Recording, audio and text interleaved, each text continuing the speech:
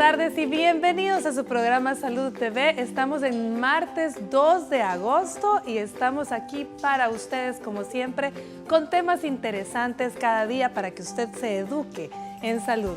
El día de hoy tenemos el tema las hepatitis virales, que por cierto el 28 de julio fue el Día Mundial de la Hepatitis Viral. Veamos la siguiente cápsula y al regreso les presento a nuestro panel de invitados.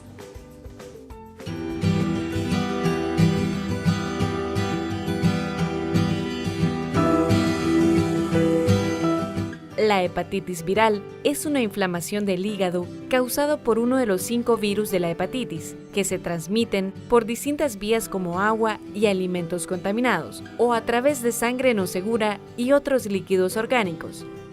Todos se caracterizan por fatiga, pérdida de apetito, fiebre e ictericia, que es la coloración amarilla de la piel. La mayoría de las personas se recuperan totalmente, pero un pequeño porcentaje puede morir por hepatitis aguda. Además, las infecciones por los virus de las hepatitis B y C se pueden volver crónicas y causar cirrosis o cáncer de hígado. Se calcula que aproximadamente 1,4 millones de personas mueren cada año como consecuencia de las diversas formas de hepatitis viral.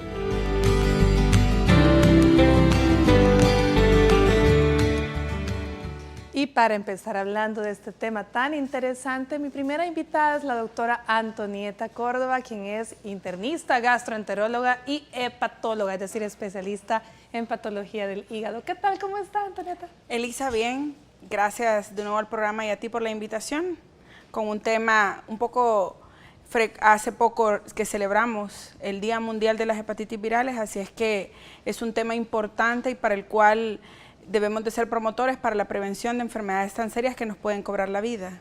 Definitivamente muy importante que nos eduquemos sobre esta enfermedad que aparentemente es común y que todos sabemos, pero en realidad se sabe muy poco.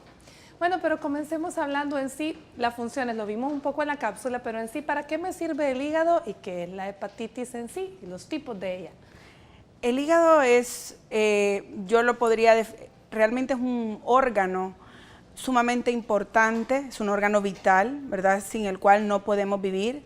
Sin embargo, sí podemos vivir sin un pedazo de hígado. Por ejemplo, ahora se pueden hacer trasplantes, principalmente a niños, que tú podrías donar si eres compatible hacia un niño, pero no pueden quitártelo completamente. Obviamente es un órgano, ¿verdad?, que es vital porque ejerce diversas funciones para el metabolismo de muchas sustancias, hormonas, para la misma estabilidad de la sangre, ya que genera componentes sumamente importantes desde la coagulación y para que la sangre ejerza y transporte todos los nutrientes que ésta lo requiere. Por lo tanto, esto es lo que vuelve la gravedad de la enfermedad, porque este tipo de virus, ¿verdad?, principalmente los virus de la hepatitis A, B, C, D y E, esos son las hepatitis virales y por estas vocales, ¿verdad?, y consonantes es que ha sido llamado. Sin embargo, a pesar de que el programa no es un programa que va a hablar en su totalidad del resto de hepatitis, solamente para iniciar el programa hay que dejar claro que nos puede dar una hepatitis por alcohol, por medicamentos, llámense medicamentos también de origen natural, si también estos no están adecuados a una dosis adecuada, que últimamente se ha vuelto un patrón no tan aislado, ¿verdad?, en aquellos pacientes que consumen muchos sustitutos nutricionales que se venden comercialmente y que no están regidos bajo la ley porque obviamente no se han estudiado. Me limito nada más a este tipo de cosas porque sí hay estudios que han comprobado de algunas marcas que han generado la muerte más que todo en jóvenes que quieren bajar de peso consumiendo este tipo de productos. Así a su vez cosas que están libres en el mercado, como semillas o ciertos productos, hojas o raíces que la gente lo consume sin ningún control. El tipo de hepatitis viral más frecuente en nuestros países de tercer mundo es el tipo de la hepatitis A, que se transmite por vía fecal oral, o sea, a través del consumo de sustancias que están contaminadas con restos de materia fecal de pacientes que portaban el virus de la hepatitis A. ¿Cómo lo pueden adquirir las personas? A través de la misma vía en la que nosotros adquirimos un parásito. Por ejemplo, en comer frutas que no están bien lavadas o que ya están partidas en la calle, alimentos de dudosa procedencia, aguas que no están potabilizadas o purificadas, etc. Entonces, por lo tanto, las poblaciones más vulnerables en nuestra población siguen siendo hasta la fecha los niños. Este tipo de hepatitis es un tipo de hepatitis que igualmente cede espontáneamente y a la vez el cuadro clínico es un cuadro bastante agudo y bastante manifiesto, en el cual, como bien decía la cápsula, los niños, los padres por lo que se alarman es porque le notan un tinte amarillo que se llama ictericia a nivel de la piel. El otro tipo de hepatitis que se transmite por esta misma vía, pero es mucho más rara, es el tipo de hepatitis E. Ahora, el tipo de hepatitis B y C es un tipo de hepatitis, Elisa, que se transmite igual que el VIH. La vía de transmisión es por contacto con fluidos corporales como la sangre o otro tipo de sustancias derivadas de nuestro cuerpo. Bueno, excelente. Entonces estamos hablando que esas son hepatitis A, hepatitis E.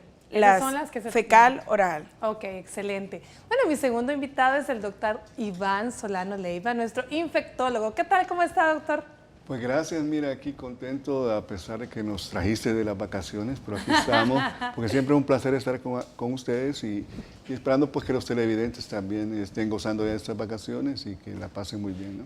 No, y lo bueno es que la gente que está en vacaciones, que normalmente no nos puede ver, ahora puede aprovechar y aprender un poquito sobre este tema que es muy importante.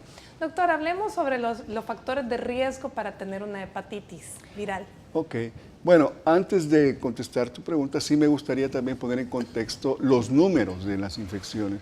Más o menos se dice que hay aproximadamente 400 millones de personas que se infectan de todos estos tipos de variedad de hepatitis, de las cuales ya la doctora hablaba muy bien, la hepatitis A, que es la hepatitis más frecuente en nuestro país, y su forma de transmisión ya lo mencionó, y dentro de las hepatitis B y C hay números que impactan.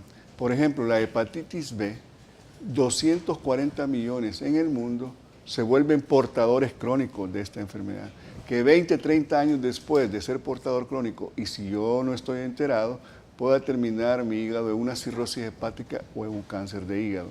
Y la hepatitis C son 150 millones de personas infectadas a través de este virus.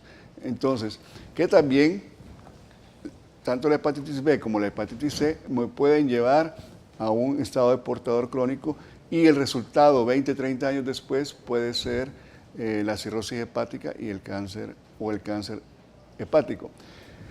Imagínense este dato, Elisa, el 95% de las personas que están infectadas con hepatitis B y C no saben que están infectados, porque cuando te vuelves portador crónico, estos son asesinos silenciosos. Yo me siento bien, no tengo ningún problema y la única manera de saber si estoy o no estoy infectado es a través de hacerme las pruebas de sangre. De esa manera, esa es la manera como me puedo dar cuenta, pero lo triste y peligroso es que mientras yo soy portador crónico, aparte que puedo transmitir la infección a otras personas, no me doy cuenta y me puedo venir a dar cuenta cuando ya es demasiado tarde, cuando mi hígado ya está dañado de manera importante y se complica más el tratamiento. Entonces, en este sentido, es importante, y hoy sí retomo tu pregunta, los factores de riesgo, sobre todo con la hepatitis B y C. Déjeme decirle que una de las principales formas de transmisión, y sobre todo la hepatitis B, es las relaciones sexuales no protegidas. El virus de la hepatitis B es 100 veces más contagioso que el virus del VIH. Y el uso de métodos de barrera, como es el preservativo, no me protege como me protege contra el VIH. Y recordemos que mi pareja, ya sea formal o eventual, puede verse bien, no verse enfermo o enferma, y eso hace que sea mucho más peligroso en el hecho de no tener una relación sexual no protegida. Ahora bien, si yo utilizo el preservativo, esto de la protección anda en un 55 a 60%.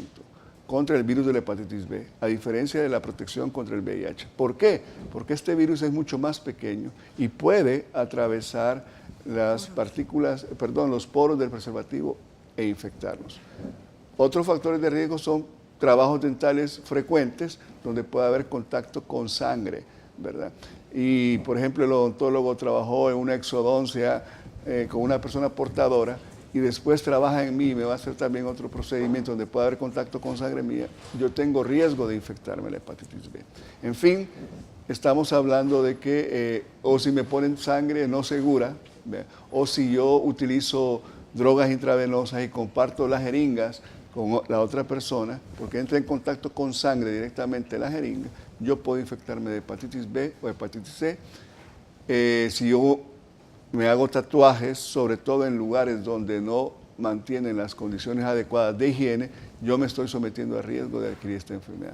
En este sentido, el llamado es a que si nosotros hemos detectado que podemos tener factor de riesgo para adquirir esta hepatitis, hagámonos el examen para poder saber si estamos o no infectados. Bueno, esto tiene que quedar bien claro, prácticamente los mismos factores de riesgo para el VIH, con la particularidad que este virus es mucho más contagioso que el del VIH, ¿verdad? Así que vámonos a una pausa comercial y ya volvemos.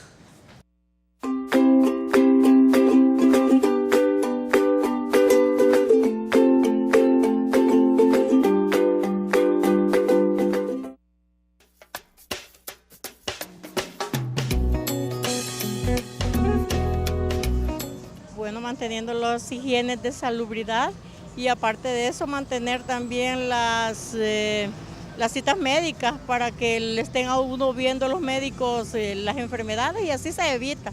Y las vacunas. Bueno, una vacuna sí, es posible que sí, ¿verdad? Porque y quizás esté en la alimentación, ¿verdad? Porque da la hepatitis. Es una cosa amarillosa, ¿verdad? Terrible. ¿Verdad? Comer verduras, no cosas dulces, ¿verdad? Así le he oído yo a mi esposa, ¿verdad? Sobre esa enfermedad. Pienso de que la persona debe de no tomar licor, es una de las cosas, y no comer cosas grasosas. Por la vacuna, sí, se ve bien. Sí, es muy importante porque él nos puede dar un diagnóstico más seguro. Creo que hay una inyección para eso. Igual, la hepatitis B creo que se previene con la no tener relaciones sexuales y el cuidado también, higiene y todo eso.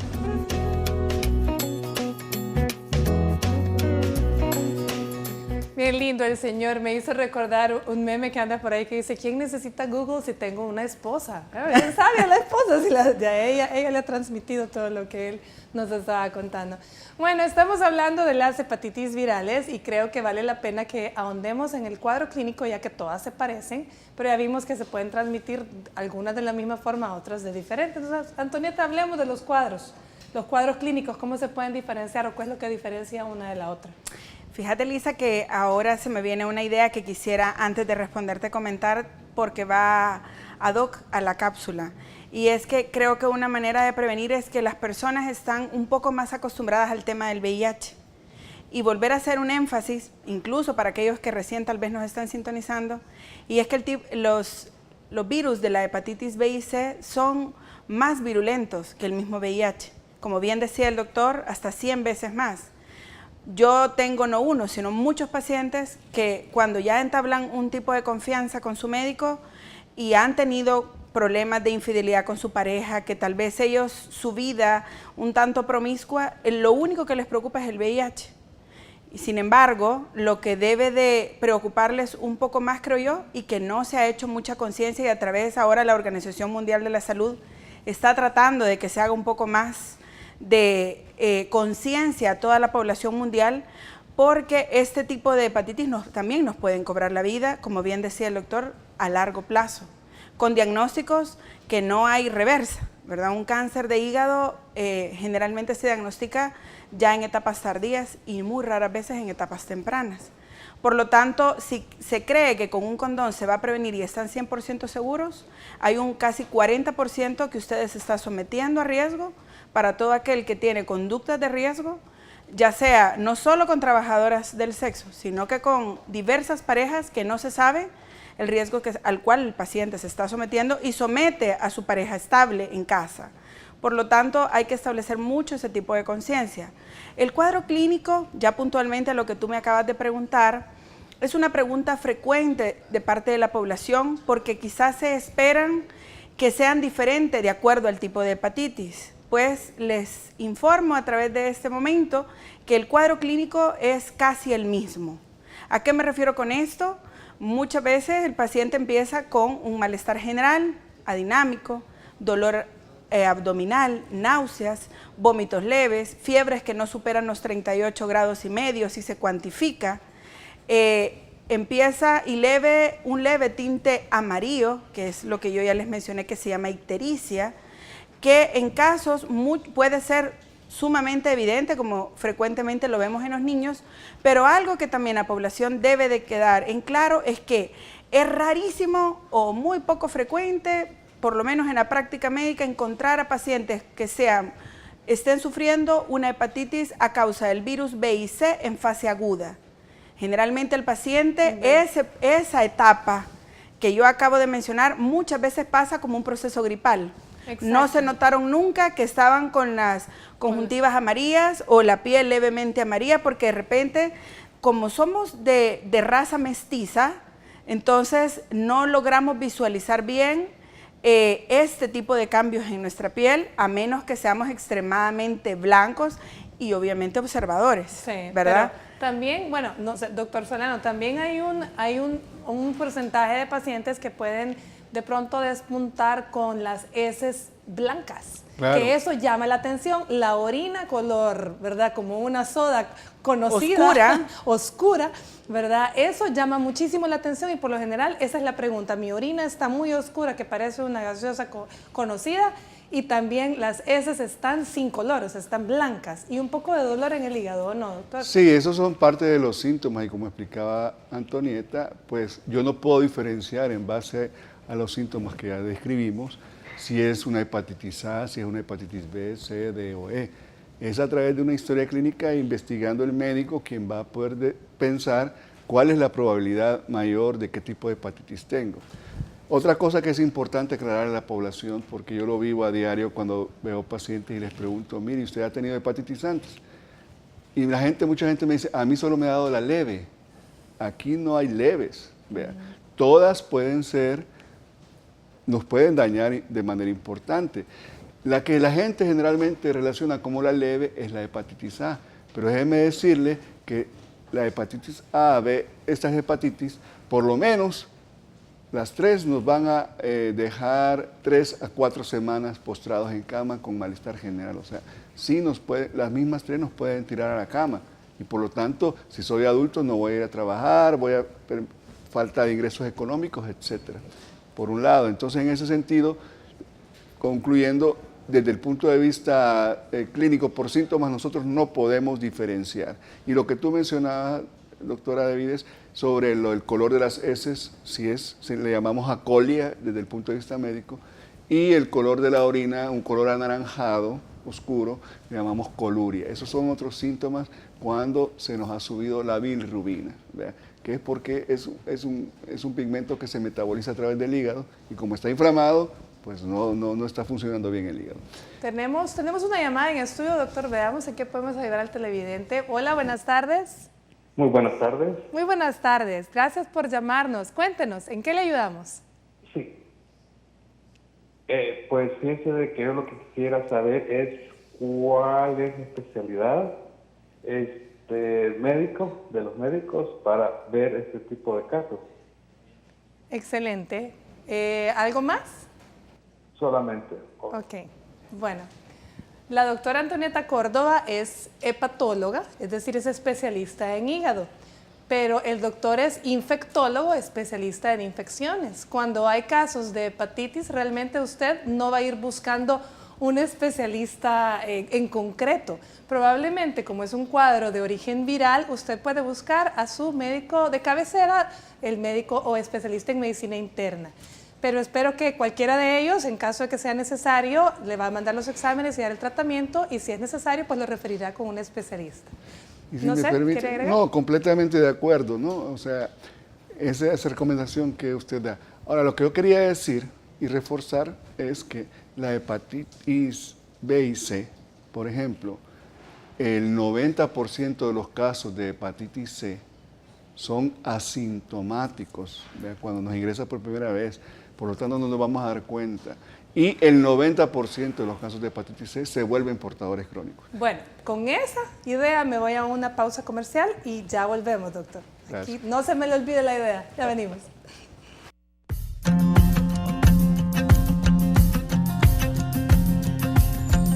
A pesar de su complejidad, algunos remedios naturales pueden ayudar a desinflamar el hígado. Uno de ellos son los granos de lecitina de soya, que gracias a su contenido de sustancia llamada colina, favorecen la desinflamación del hígado. Además de ser un remedio casero bastante sencillo de aplicar, la lecitina es un complejo puro y natural que aumenta la digestibilidad y la absorción de las grasas, previene su acumulación en el hígado y contiene agentes que las metabolizan y reduce los problemas relacionados con las malas digestiones al mejorar la absorción de grasas. Los expertos sugieren tomar un par de cucharadas de gránulos de lecitina al día para favorecer la mejora de su hígado. Recuerde no automedicarse y buscar la ayuda oportuna de un especialista.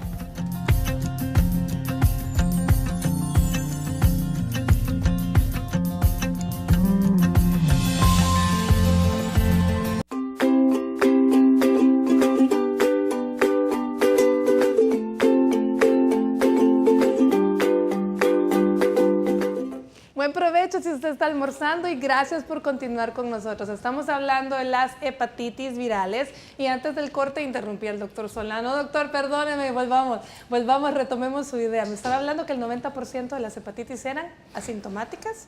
Y se vuelven crónicas, ¿verdad? Que si nosotros no nos damos cuenta, podemos terminar en cirrosis hepática o en cáncer de hígado 20, 30 años después. Lo mismo sucede con la hepatitis B en el sentido de que me puede llevar a ser portador crónico y terminar en un cáncer o una cirrosis hepática. Por eso, algo que se estaba discutiendo acá, desafortunadamente estas enfermedades, este tipo de hepatitis, no son tan mediáticas como lo es el VIH, pero sí causan mucho más daño que el VIH, ¿verdad? Porque con respecto a los tratamientos, que lo vamos a hablar más adelante, pues son tratamientos largos, y muchas veces de esos son muy caros, ¿verdad? Y muchas veces incluye el trasplante hepático, cosa que nosotros no hacemos en El Salvador. Entonces, en ese sentido, pues es importante que realcemos este tipo de enfermedades, porque todos estamos en riesgo de poder adquirir esa enfermedad. Por ejemplo, nosotros los trabajadores de la salud, ¿verdad? Aquellos, llámense enfermeras, aquellas personas que en los hospitales andan recogiendo la basura donde están los materiales cortopunzantes, si no se pueden Si no hay un sufrir adecuado, accidente, ajá, pueden si no hay sufrir un un adecuado accidente, control. exacto, e infectarse. Y déjenme decirle que la mayoría de personas, ¿verdad? Cuando nos sucede un accidente por exposición ocupacional, se preocupan por el VIH. Pero el VIH apenas es el 0.09% de riesgo que yo me puedo infectar como trabajador de la salud a través de una punción. En cambio, la hepatitis B es un 30%, perdón, y la hepatitis C un 3%. Entonces, son mucho más riesgosos este tipo de situaciones. Bueno, excelente. Quiero presentarles a mi tercer invitado, que es el doctor Mario Quintero, pediatra neonatólogo. ¿Cómo está, doctor? Bienvenido. Muy bien, mucho gusto en estar en este programa. Gracias por aceptar la invitación. Hablemos un poco sobre la hepatitis en niños. ¿En qué edades es más frecuente? ¿Cuál es la más frecuente? Y hablemos de los recién nacidos también, y la hepatitis de transmisión madre-hijo. Platíquenos. Bueno, cuando vemos hepatitis, creo que ya dieron los conceptos de cuando es hepatitis A, hepatitis B, hepatitis C, bueno, hepatitis E. En niños, más que todo a partir de los 5 años se ve más hepatitis A. ¿Cómo vienen a consultar? Generalmente vienen a consultar la mamá por intolerancia a la vía oral, vómitos, fiebre, que lo ven amarito, que está orinando como Coca-Cola oscuro, o que las heces, después de la segunda, ya las heces se vuelven como arcilla blanquecinas. Entonces, esos son los motivos de consulta. Y el médico investigar si tiene la vacuna y si hay algunos contactos. Generalmente esto se da por brotes. Generalmente en la escuela o en el guardería o en el colegio ha habido 1 o 2 casos y estos empiezan a regarse si no tienen la vacunación. Pero en este caso, doctor, ¿cómo se transmite entre niño a niño? Porque comparten de pronto pajillas, toman del mismo frasco, comparten, ¿sí? Sí, de repente un juguete anda por todas las bocas de todos los niños de la guardería. La persona que los alimenta, si no se lava adecuadamente, le da de comer a uno, después le da de comer a otro. Entonces, es bien fácil que en lugares donde hay hacinamiento, donde hay mucha gente, esta enfermedad se transmita. La hepatitis A, digamos que es de las menos riesgosas que hay, pero que sí es una enfermedad que puede tener complicaciones y diferente que la hepatitis B. La hepatitis B sí, como ya lo mencionaron los colegas, puede hacerse crónica, puede está relacionado con cirrosis, con hepatitis crónica. Entonces, esta hepatitis B, los esquemas de vacunación o de inmunización empiezan desde el nacimiento y es importante que la mamá cuando salga embarazada tenga estas vacunas. ¿Por qué? Porque el recién nacido, si nace con contacto, con secreciones, pasa por el canal del parto, ahí hay secreciones sanguíneas, hay secreciones y puede haber contaminación y un niño con hepatitis B se comporta como un TORCH. Nosotros en neonatología tenemos un conjunto de enfermedades que pueden ser mortales o pueden ser complicaciones muy severas, que son las llamadas TORCH, y entonces dentro de esas está la hepatitis B. Entonces es necesario que si usted está embarazada, vaya a ver cómo está su esquema de vacunación, para ver si tiene esas vacunas. Es importante. Si no, el recién nacido tiene el riesgo de a la hora del parto contaminarse. Y si bueno, me permite... pero eso quería preguntarle, doctor. Entonces, en qué momento es la vacuna de la hepatitis B en el adulto que la vamos a poner?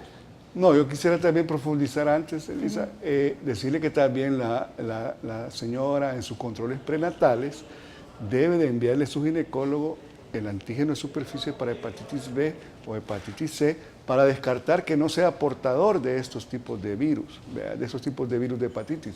Porque si saliera positivo, hay que evitar que ese bebé se pueda infectar e iniciar un tratamiento durante el embarazo, tomar las medidas adecuadas y al momento del parto. Entonces, en ese sentido es importante como parte del control prenatal, porque como bien decía el doctor Quintero, la hepatitis B es sumamente agresiva en un niño. Si no nos damos cuenta de que ese niño se infectó del virus de la hepatitis B a través de su madre, lo que llamamos nosotros transmisión vertical, entonces ese niño puede terminar con un cáncer de hígado o una cirrosis hepática temprana edad, 10, 11 años de edad. Entonces, por eso es importante. Y lo que decía el doctor, la vacunación de la hepatitis B es importante y en la mujer embarazada se puede vacunar contra el virus de la hepatitis B. Lo podemos hacer en el segundo o tercer trimestre del embarazo, aún en el primero, dependiendo del riesgo, también se valora riesgo-beneficio, pero también la vacuna de hepatitis B debe de formar parte, si yo no la tengo, dentro del embarazo, de la mujer embarazada.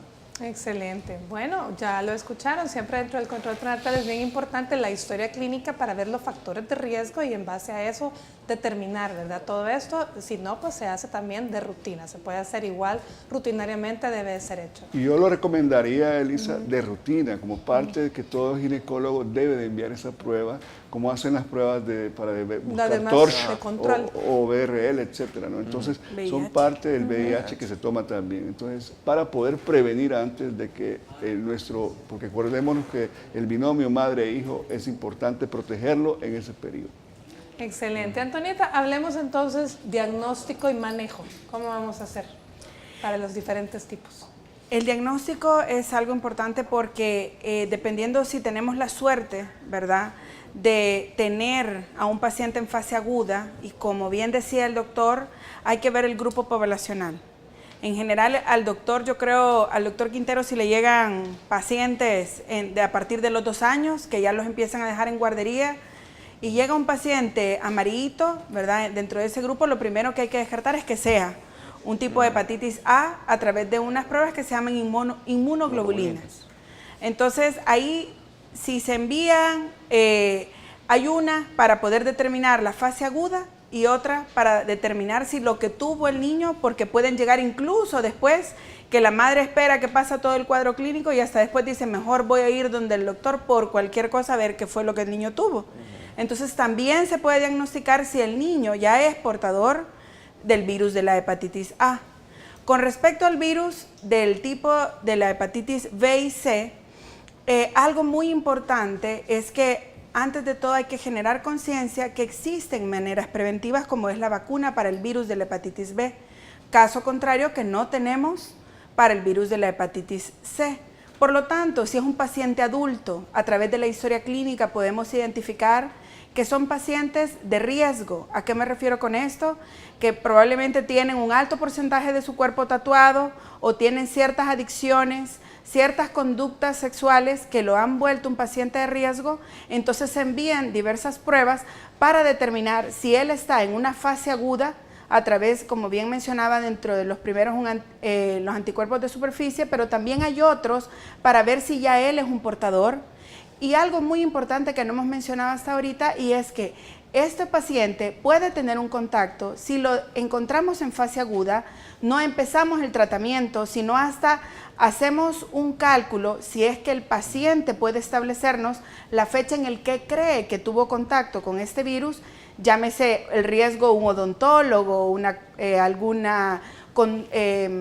contacto desprotegido, etcétera. Entonces contamos a partir de esa fecha 6 meses en el cual esperamos que el paciente haga lo que nosotros podemos determinar un clearance. ¿A qué me refiero a esto? Que nuestro mismo cuerpo, en palabras sencillas, deseche el virus, lo elimine y no se genere un portador crónico. Si después de este periodo damos seguimiento y algunos anticuerpos, para no especificar nombres, porque más lo que creo que el televidente se puede confundir, hay otros que se negativizan, otros que siguen estando latentes, y esto lo que a nosotros como médicos nos dice, bendito Dios, hiciste un clearance, ahora solo hay que seguir observando, darle un monitoreo, y luego a los demás, pues desgraciadamente hay que iniciar una etapa de tratamiento, pero para esto hay que determinar qué edad tiene el paciente, porque muchas veces cuando han habido personas mayores de 60 años que se les diagnostica, hay que ver en qué fase está, porque si ya está en una fase cirrótica, hay que descartar que no tenga un hepatocarcinoma, y en todo caso, en aquellos pacientes que no hacen el clearance, habría que llegar hacia una biopsia hepática. Entonces, esto obviamente en manos adecuadas, como yo mencionaba detrás de cámaras, en donde yo me entrené, se trabaja de la mano con el infectólogo. Entonces, por lo tanto, no es este tipo de enfermedades completamente algo que se limite a un gastroenterólogo, al hepatólogo o al infectólogo, sino que realmente debe de ser manejado en manos adecuadas todo aquello que implique un estudio y diagnóstico para que así el paciente esté seguro. Excelente, bueno, definitivamente tenemos que estar aguja, ¿verdad? Como decía mi abuela, con los síntomas y con todo este seguimiento. No lo podemos dejar así porque puede llegar a ser muy serio. Veamos la siguiente nota de terapia en casa y luego volvemos con más de Salud TV.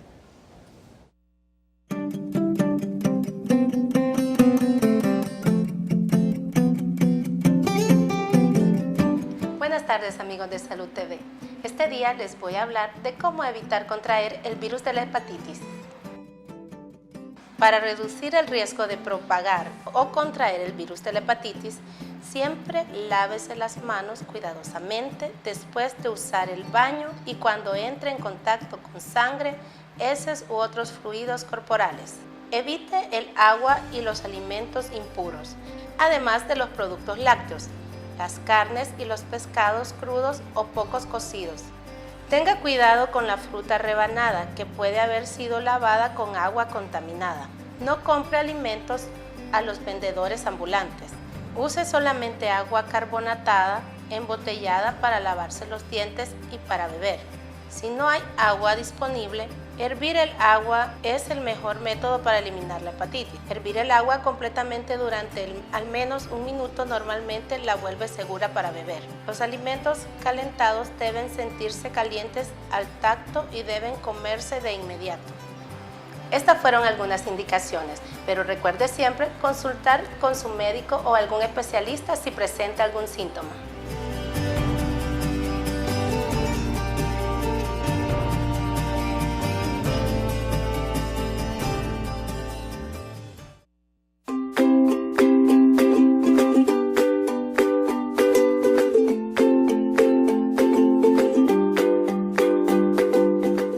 Gracias por continuar con nosotros. Y si usted está de vacaciones, pues qué bueno, porque está relajándose y eliminando todo ese estrés. Pero si aún así todavía está con dolor de cuello, de espalda y con todo ese estrés que le genera muchos síntomas y que incluso lo puede llevar a enfermarse, llámenos, porque después de esta nota que vamos a ver, vamos a regalar una terapia antiestrés. Veamos nuestra nota de 1 minuto sin estrés.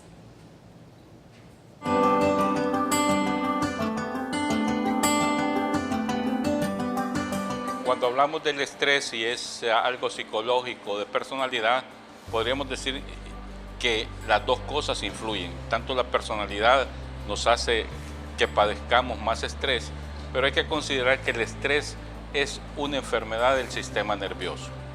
Y evidentemente, empezando por el sistema nervioso, por los neurotransmisores, por los desequilibrios que existen en hormonas y neurotransmisores, dados en el cerebro, es cuando vamos a tener nosotros los síntomas que van a abarcar todas las demás situaciones del cuerpo.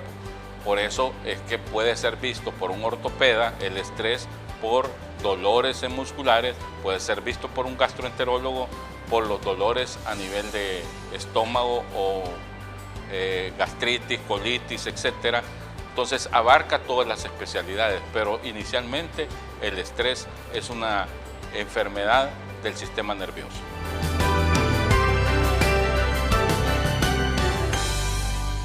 Bueno, vamos a ver si tenemos una llamada, ya alguien que se quiera ganar esta terapia antiestrés, porque si no llaman, aquí tengo 3 que quieren, dicen. Todos están esperando. Veamos, ¿no tenemos llamada todavía? No. No hay llamada. Bueno, entonces continuemos. Aló. Ah, muy bien. Buenas tardes. ¿Qué tal? ¿Cómo está? Gusto de saludarle. Gracias. ¿Se quiere ganar la terapia antiestrés? Claro que sí, hacer una consulta a los doctores si es posible. A ver, díganos, claro. Díganos, consúltenos. Están hablando es muy interesante el tema de la hepatitis.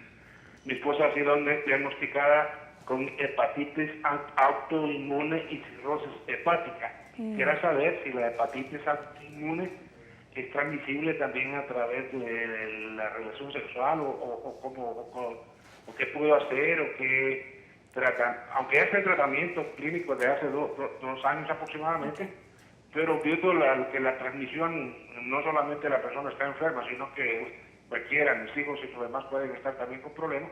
Entonces quisiera que me diera alguna orientación al respecto. Le agradezco mucho y muy fina por su atención. ¿Qué edad tiene su esposa? Tiene 62 años. 62 años. Bueno, quédese en línea escuchando la respuesta de nuestros invitados y también le tomarán los datos para su terapia antiestrés y gracias por estar con nosotros. A ver, doctora Córdoba, ¿qué le vamos a decir? Es un tipo de hepatitis bastante frecuente, principalmente el grupo poblacional, desgraciadamente es mujeres. Por lo tanto, ya ella se sale del rango de mayor frecuencia de hepatitis autoinmune. Cuando se diagnostica, alrededor del 25% de las pacientes ya están bajo un cuadro de cirrosis hepática, que creo que es lo que sucedió en el caso de su esposa. Así es. Como bien dice su nombre, es una hepatitis autoinmune. O sea, es un desorden de su sistema inmunológico, de él mismo, nada se lo transmitió. Es un desorden de sus células en el cual generan una autodestrucción, ¿sí?, de las células funcionales del hígado llamadas hepatocitos. Es decir, no tiene nada que ver los virus. No tiene nada, ella no pudo haber hecho nada para prevenir lo que sucedió. Nadie se lo transmitió, ni tampoco ninguna conducta a lo largo de sus 60 y algo de años pudieron haberla predispuesto. Los hijos y él. ¿Están Exactamente, seguros? sí están seguros, ¿verdad? Ahora, de igual manera, no significa que en un momento dado surjan las dudas que si puede besarla, que si pueden abrazarla, que este tipo de transmisión no es como el caso de la hepatitis B y C, que es a través de secreciones corporales o contacto con fluidos de la persona que está contaminada.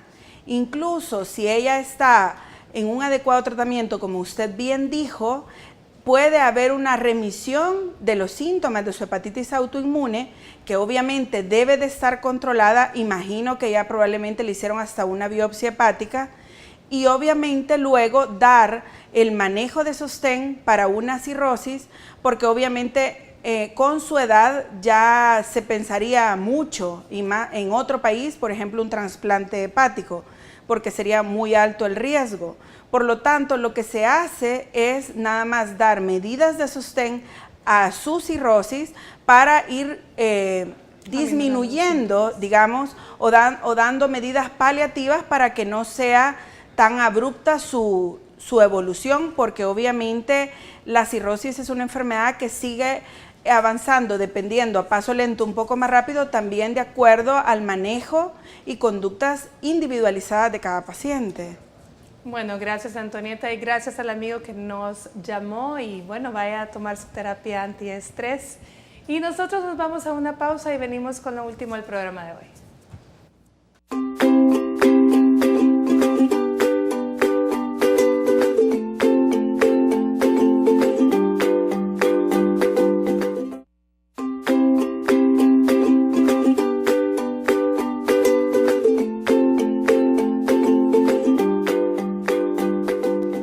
Hepatitis virales ha sido el tema en nuestro día de hoy, y yo quiero pedirle al doctor Quintero que nos ayude para todas esas mamás que están en casa.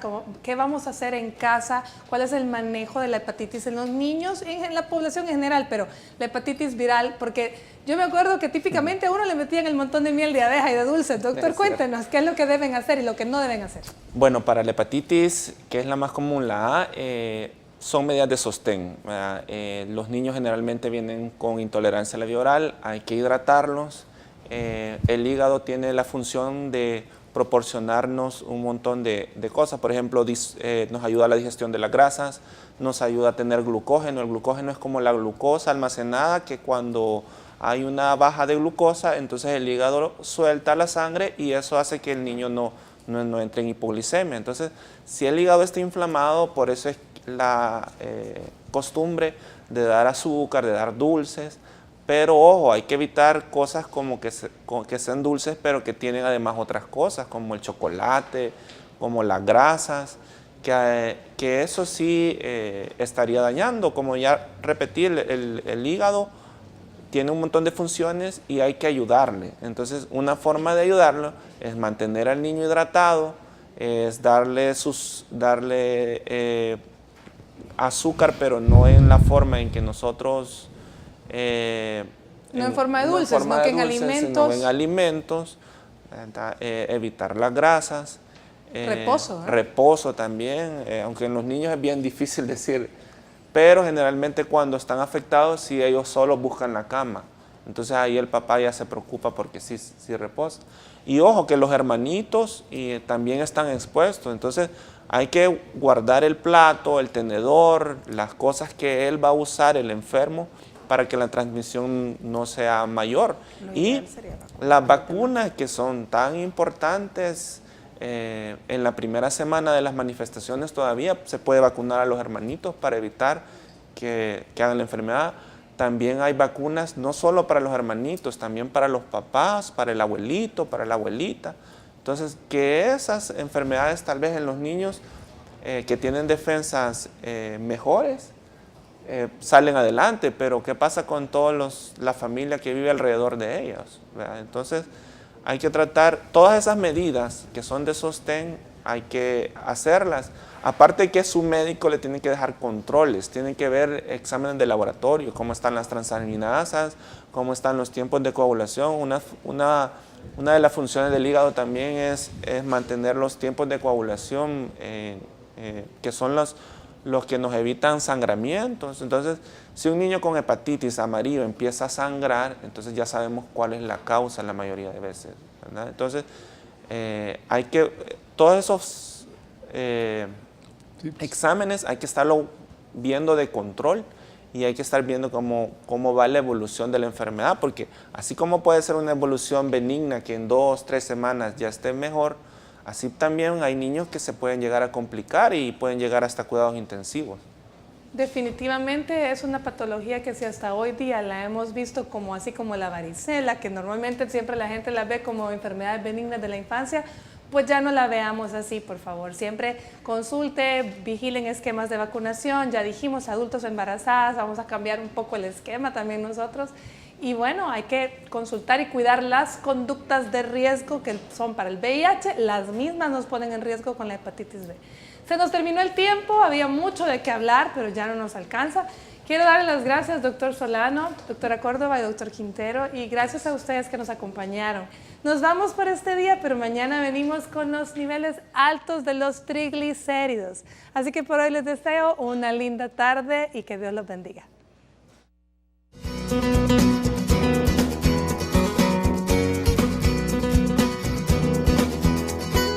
Un paciente de hepatitis debe saber que esta puede afectar la absorción de nutrientes alimenticios, por lo que se aconseja que se tome en cuenta algunas pautas en su dieta diaria.